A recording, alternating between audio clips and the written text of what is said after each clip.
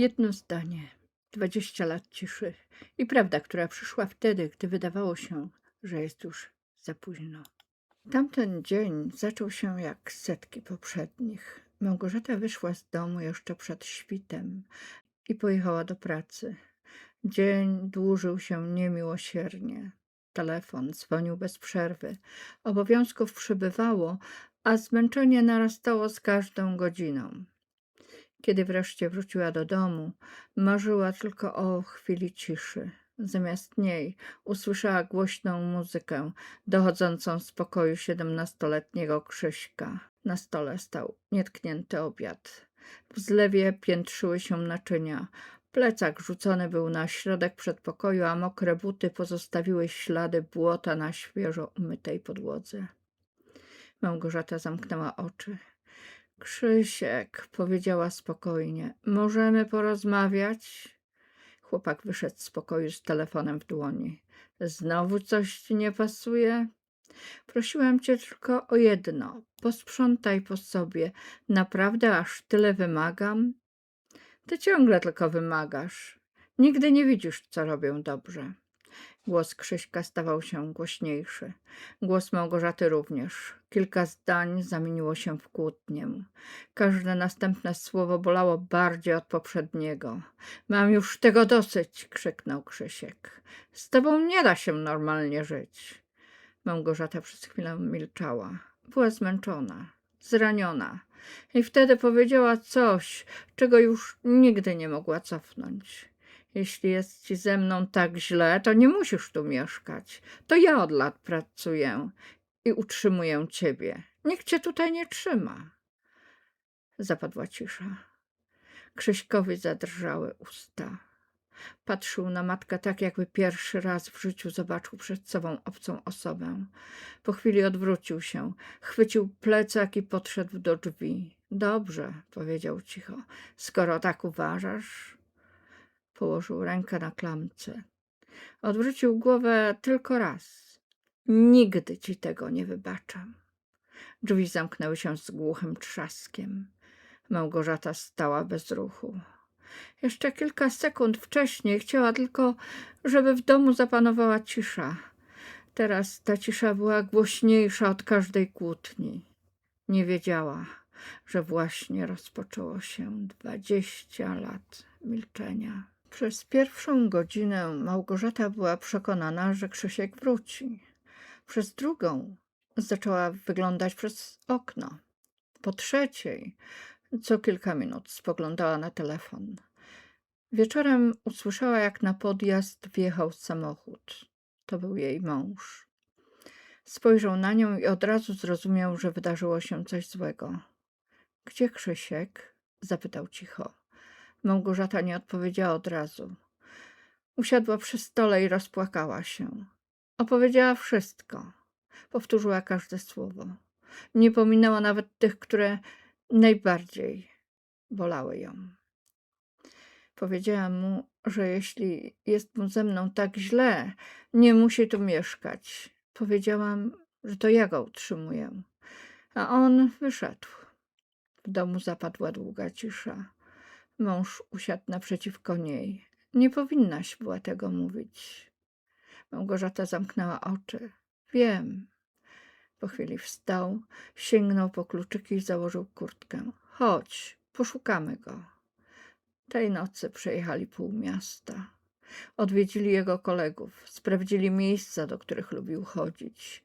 Telefon Krzyśka był wyłączony. Nad ranem wrócili do domu. Najtrudniejsze nie były pierwsze dni, ani pierwszy tydzień. Najtrudniejsze przyszło później. Nadszedł dzień 17 urodzin Krzyśka. Jeszcze rok wcześniej w kuchni pachniało jego ulubionym ciastem. Śmiali się, robili zdjęcia i kłócili o to, ile świeczek zmieści się na torcie. Tym razem dom był cichy. Małgorzata upiekła ciasto. Takie samo jak co roku. Postawiła je na stole. Wieczorem weszła do pokoju Krzyśka. Od dnia jego odejścia prawie niczego tam nie zmieniła. Usiadła na łóżku. Otworzyła szufladę.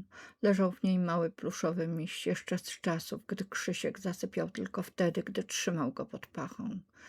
Przytuliła go do siebie. Po policzkach powoli popłynęły łzy. Wszystkiego najlepszego, synku, wyszeptała. Gdziekolwiek jesteś. W tym samym czasie jej mąż stał cicho w drzwiach. Nie wszedł. Nie powiedział ani jednego słowa. Powiedział, że są łzy, których nie da się zatrzymać. Tamtego wieczoru zdmuchnęli jedną świeczkę. Nie żeby świętować, tylko po to, żeby nie przestać wierzyć, że ich syn jeszcze kiedyś odnajdzie drogę do domu. Mijały miesiące, potem lata. Małgorzata nauczyła się żyć z ciszą. Wieczorami siadała w pokoju Krzyśka. Wszystko zostawiła niemal tak, jak było. Na oparciu krzesła wciąż wisiała jego granatowa bluza. Czasami brała ją do rąk, przyciskała do siebie i zamykała oczy. Wróć, synku, wyszeptała pewnego wieczoru. Nie chcę już niczego wyjaśniać. Chcę tylko jeszcze raz cię zobaczyć. Za oknem zapadał zmrok. Dom był cichy. Tak cichy, że słychać było jedynie tykanie starego zegara. Każda mijająca sekunda przypominała jej jedno. Czas płynął. Ale ból jakby zatrzymał się tamtego dnia, gdy usłyszała: nigdy ci tego nie wybaczę. Lata mijały niespostrzeżenie. Zmieniały się pory roku. Zmieniały się kalendarze. Włosy Małgorzaty coraz bardziej przypruszała siwizna. Pewnego jesiennego poranka siedziała przy kuchennym stole z kubkiem herbaty. Mąż długo patrzył na jej twarz. Wiesz, powiedział cicho, posiwiałaś. Uśmiechnęła się blado. To chyba normalne. Pokręcił głową. Nie, to nie wiek zabrał ci kolor z włosów. To smutek. Po chwili ujął jej dłoń. Ale dla mnie jesteś nadal tą samą Małgosią, w której zakochałem się tyle lat temu. Pierwszy raz od miesięcy uśmiechnęła się. Tylko na chwilę, bo gdy spojrzała na telefon leżący na stole, jej oczy znów zasnął cień. Z każdym rokiem coraz częściej bolało ją serce. Najpierw tylko wtedy, gdy się denerwowała, później nawet podczas zwykłego spaceru. Lekarz mówił o stresie, o odpoczynku, o konieczności zwolnienia tempa. Jak jednak odpocząć od tęsknoty? Pewnego ranka ból okazał się silniejszy niż zwykle. Karetka zabrała ją do szpitala. Leżąc na szpitalnym łóżku nie bała się o siebie. Bała się tylko jednej myśli. A jeśli Krzysiek kiedyś zadzwoni, a mnie już nie będzie? Po policzku spłynęła łza. Dlatego, że po raz pierwszy naprawdę zrozumiała, że życie nie będzie czekało w nieskończoność. Każdy dzień, który mijał, był dniem, którego już nigdy nie można było odzyskać. Lata mijały. Krzysztof skończył szkołę, znalazł pracę, ożenił się. Na świat przyszły dzieci. W pracy ceniono go za uczciwość. Dla dzieci był czułym ojcem, dla żony oparciem. Patrząc z boku, można było pomyśleć, że niczego mu w życiu nie brakuje. Nie rozmawiał o matce, nie rozmawiał o ojcu, jakby oboje przestali istnieć tamtego dnia. Z czasem nawet przestał zadawać sobie pytania, czy żyją, czy są zdrowi, czy potrzebują pomocy. W domu jego dzieciństwa czas płynął zupełnie inaczej. O tym jednak nie chciał myśleć. Najłatwiej było uwierzyć, że zamknięcie drzwi za sobą zamknęło również przeszłość. Nie wiedział jeszcze, że przeszłość potrafi czekać bardzo cierpliwie i czasami wraca wtedy, gdy człowiek jest najmniej na to przygotowany. A kiedy wraca, potrafi zburzyć wszystko, co przez lata wydawało się niewzruszone. Tamten dzień zaczął się dla Krzysztofa zupełnie zwyczajnie. Siedział przy stole, pomagając swojej nastoletniej córce odrobić lekcje. W kuchni pachniała kawa. Żona przygotowywała kolację. Z pokoju obok dochodziła cicho grająca muzyka. Nic nie zapowiadało tego, że za chwilę cały spokój rozsypie się jak domek z kart. Drzwi otworzyły się z hukiem. Do domu wszedł Filip. Gdzie byłeś? Zapytał spokojnie Krzysztof. Nie jestem dzieckiem, nie muszę się tłumaczyć. Kilka zdań, coraz ostrzejszy ton, coraz więcej emocji. I nagle padły słowa, których Krzysztof nie słyszał już od 20 lat. Nigdy ci tego nie wybaczę. Po chwili trzasnęły drzwi. Zapadła cisza. Ale dla Krzysztofa nie była to zwykła cisza. W jednej chwili cały jego uporządkowany świat przestał istnieć.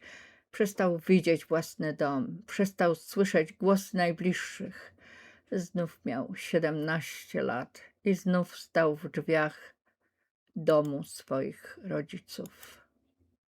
Słowa Filipa jeszcze unosiły się w powietrzu. Nigdy ci tego nie wybaczę. Trzasnęły drzwi. Zapadła cisza. Krzysztof stał nieruchomo. Przez kilka sekund nie słyszał nic, jakby świat nagle zamilkł. Przed oczami zobaczył inny przedpokój, inne drzwi, siebie. 17-letniego chłopaka z ręką na klamce. Usłyszał własny głos. Nigdy ci tego nie wybaczę. Potem zobaczył matkę. Stała dokładnie tam, gdzie przed chwilą stał on. Bladą, przerażoną.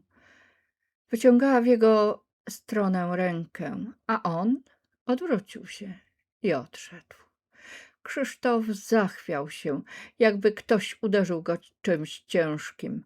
Osunął się na kolana. Po raz pierwszy od 20 lat zapłakał. Nie cicho, nie ukradkiem. Płakał jak człowiek, któremu w jednej chwili rozsypało się całe życie.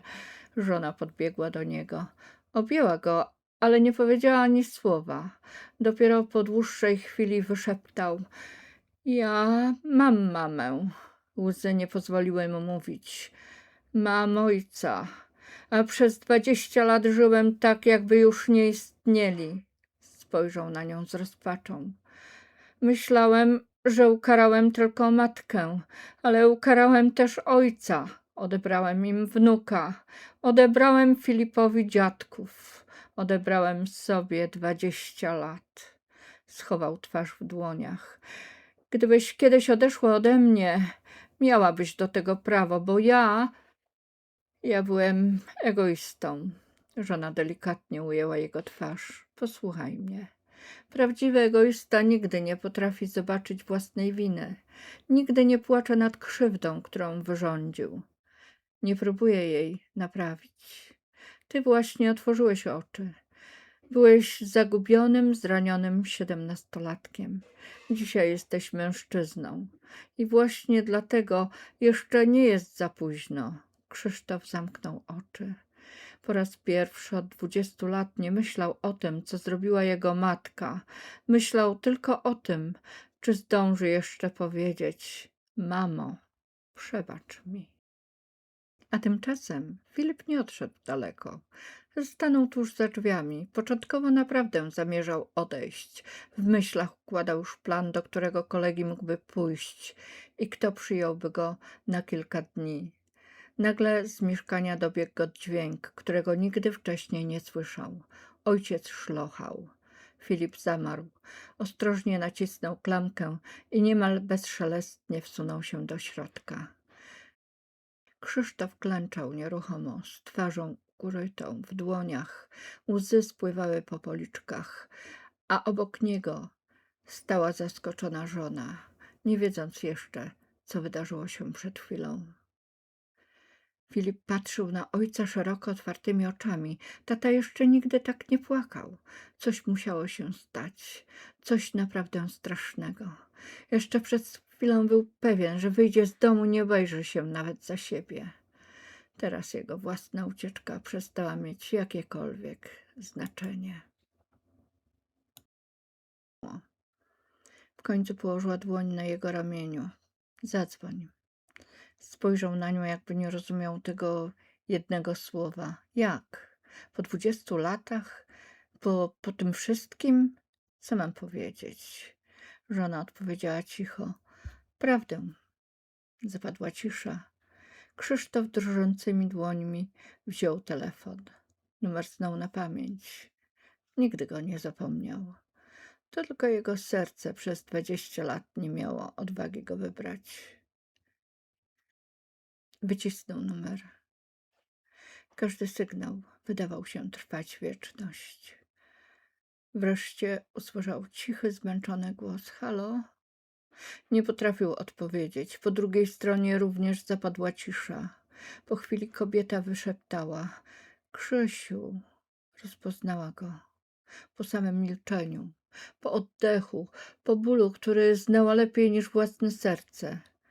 Krzysztof rozpłakał się. Mamo, przepraszam. Przepraszam za wszystko. Po drugiej stronie słychać było tylko cichy płacz.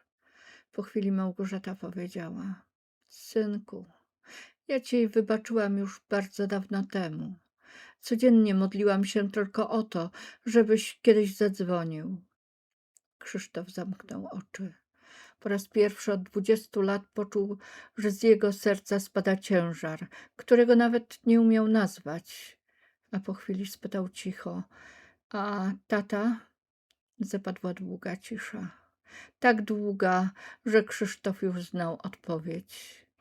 Tata odszedł 5 lat temu. Nie zdążył. Tak bardzo na ciebie czekał. Telefon wyślizgnął się z dłoni Krzysztofa, a on ukrył twarz w dłoniach. Tato, przepraszam, nie zdążyłem.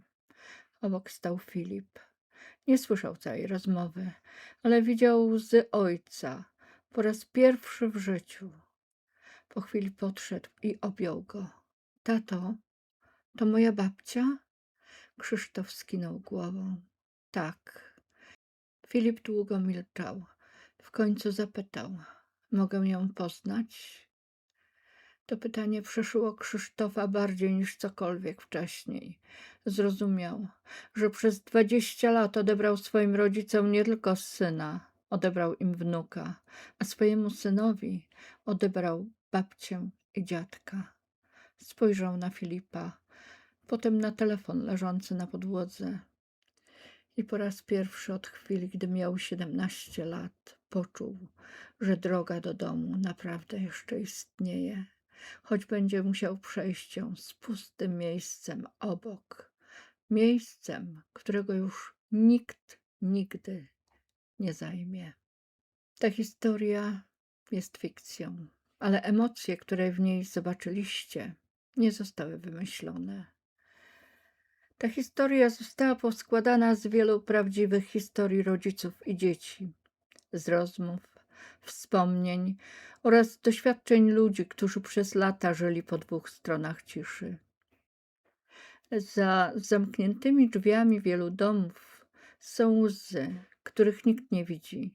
Są rodzice czekający na telefon. Są dzieci przekonane, że mają rację, a czas płynie dla wszystkich tak samo. Jeśli po obejrzeniu tego filmu pomyślałeś o kimś, z kim od dawna nie rozmawiasz, może właśnie dzisiaj jest dobry dzień, żeby wykonać ten pierwszy telefon. Bo czasem jedno połączenie może odzyskać lata. I czasem może sprawić, że nie będzie za późno.